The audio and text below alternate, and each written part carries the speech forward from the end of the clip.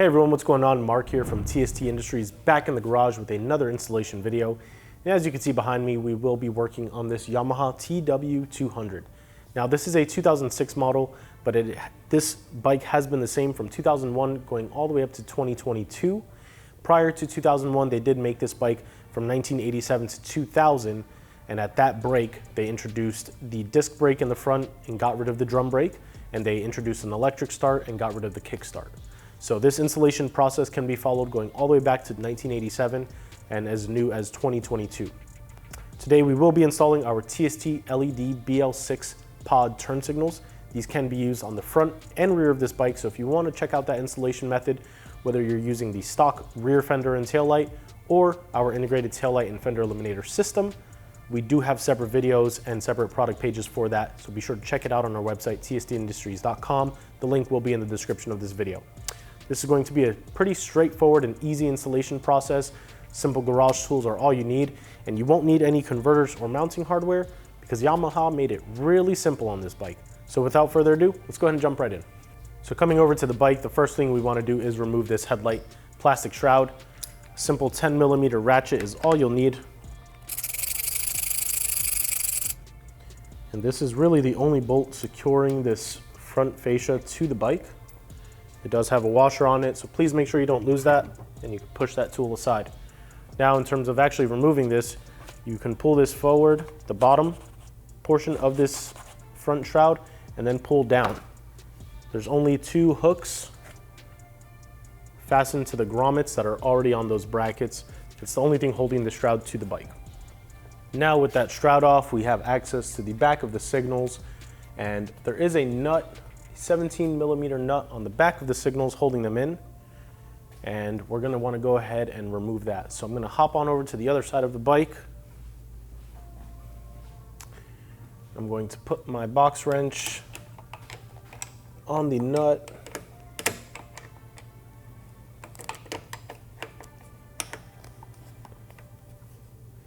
and slowly twist the signal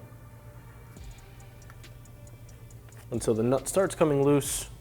At this point, we could use our hands to loosen up the nut completely. And now the only thing holding the signal in place is the actual wiring.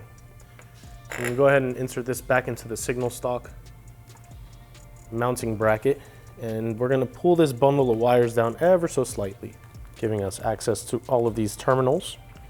And we're only going to be focusing on these bullet connector ones. There's two doubles, one with two black wires and one with two blue wires, a single green and then a single brown. It's important to note one of the black wires, one of the blue wires, and the single brown wire are from the left turn signal, and those wires are a little bit shorter than the right turn signal because it's further away. So as you pull this, just keep that in mind. Right now for the right side turn signal, we will be focusing on the green wire. That's actually the green, the signal wire for the right turn signal. The black wire is the ground, and then the two blue wires are running light functions. So we're going to go ahead and remove the ground wires. These are just bullet connectors, so pull on them near the terminals and they should pop right out. Then we're going to go ahead and remove the green wire as well, another bullet connector.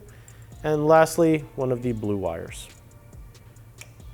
Now with those three wires and three bullet connectors removed from their receiving connectors, you can snake the wires out from underneath the dash and from all of these brackets, and you can see exactly kind of what I was talking about. It's also present on the right side turn signal, but all of these wires are of a slightly different length. They're kind of staggered, so when you're dealing with the left turn signal wires, they're a little bit shorter.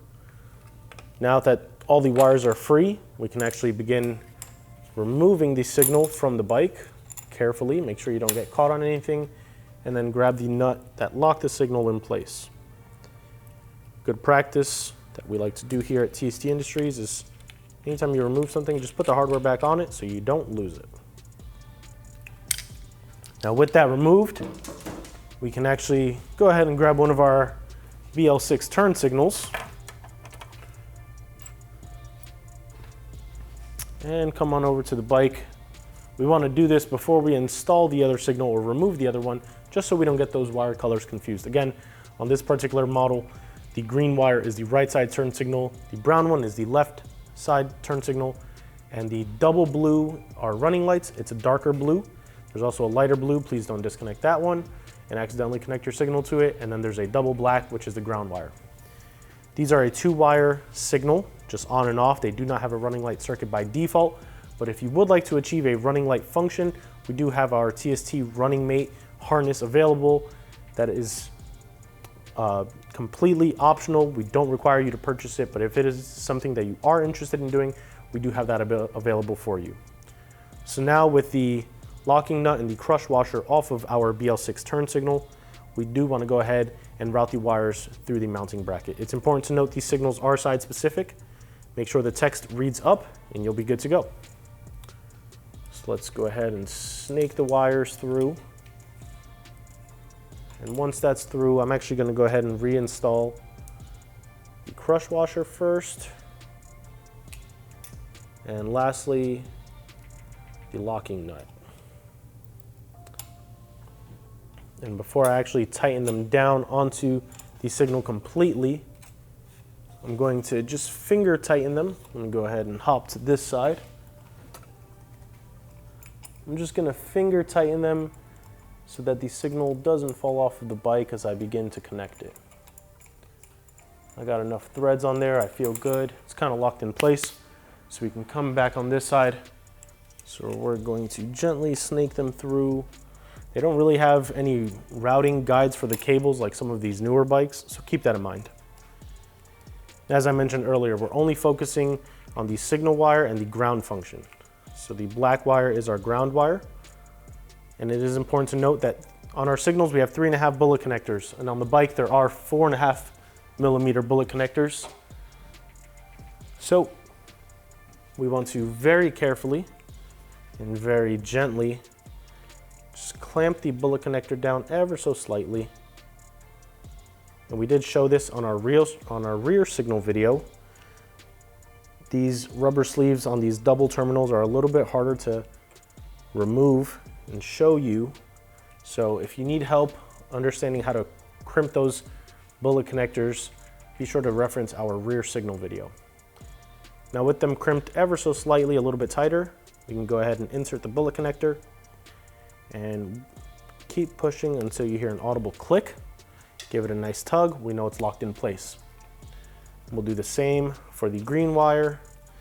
And with this rubber boot of sorts in place, I'm going to try and slide it down so you can gain a little bit more visual access. We're going to be working with this darker green wire. We need to do the same thing here. Crimp the bullet connector down just a tiny bit to provide some added protection. And I think that's good. Insert the yellow terminal. Heard an audible click. Give it a nice tug. And before we wrap this up and go to the other side, turn the bike on and activate your signal. And it turns on. Now you can see the signal is not flashing. That is because we haven't installed our LED flasher relay or the diode harness that is needed on this particular bike. The flasher relay is located right here next to the throttle body. It's really easy to replace. You simply remove it and plug ours in. And the diode harness will be also accessed in the same wire bundle we're working with. We will show both of these in a separate video, so be sure to reference our YouTube channel and our product pages to view those videos and to find out more details if needed. But we're happy with this right side turn signal, so now we can go ahead and secure it to the bike. We're gonna grab our 12 millimeter box wrench, and by hand, you're just gonna go ahead and tighten the nut down as far as you can. And once you feel like it's in a good position, you can go ahead and use your tool and tighten it down a bit further. This mounting bracket on the front is not friendly to work with. You will find yourself a little frustrated. Don't feel bad. But I'm pretty happy with that look. So now we can go ahead, hop back on this side and remove the other wires that were included in this bundle. So we've already removed the second ground wire from the left turn signal. Let's go ahead and remove the blue wire. That is the running light function. And the last wire we're going to remove is actually the brown one. I'm trying to snake these out so you could see it. But we have a single brown connector here, and we're going to go ahead and gently remove that as well. All right, with those free, we can go ahead, hop on over to that side of the signal of the bike, loosen up our locking nut, remove it by hand, and finalize this installation. Locking nut is free. Let's gently tug on these wires. Again, staggered wires, same as the right side. Remove the signal and the locking nut.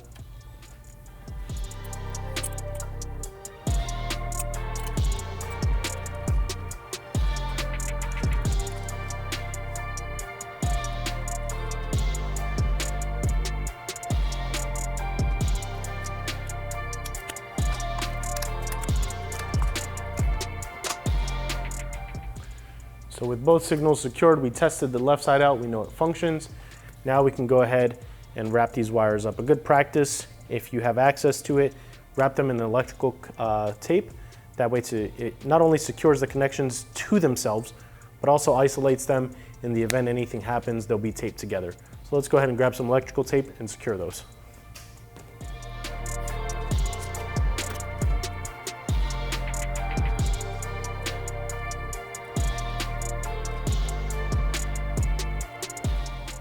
The electrical tape securing the connections in a nice neat bundle.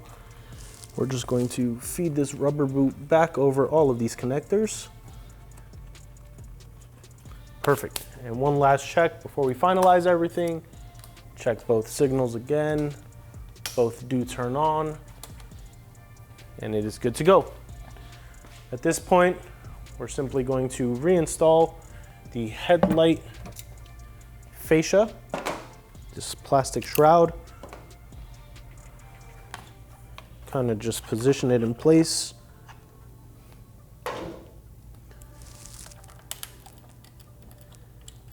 Hand thread the bolt on the bottom of this piece. Before we bottom it out, we want to go ahead and hook it onto the grommets. One side is done. Other side is complete. And now this installation is complete. And with that, this installation is now fully complete and you are ready to ride. It is important to note, as I mentioned earlier in the video, your signals are not currently flashing. You will need to install our LED flasher relay along with the diode harness that is available on our website. But for now, this installation is good to go. And if you did install that, you are ready to ride. If you want to check this product out or any other products we have available for the TW200, like our integrated taillight and fender eliminator system, be sure to stop by tstindustries.com. The link is in the description of this video. If you have any questions, comments, concerns, leave them down below. We'd love to hear from you. If you haven't already, hit that subscribe button and turn that notification bell on. And as always, check us out on social media, Facebook, Instagram, Twitter, all username TST Industries. But for now, this has been Mark from TST Industries. Catch you guys next time.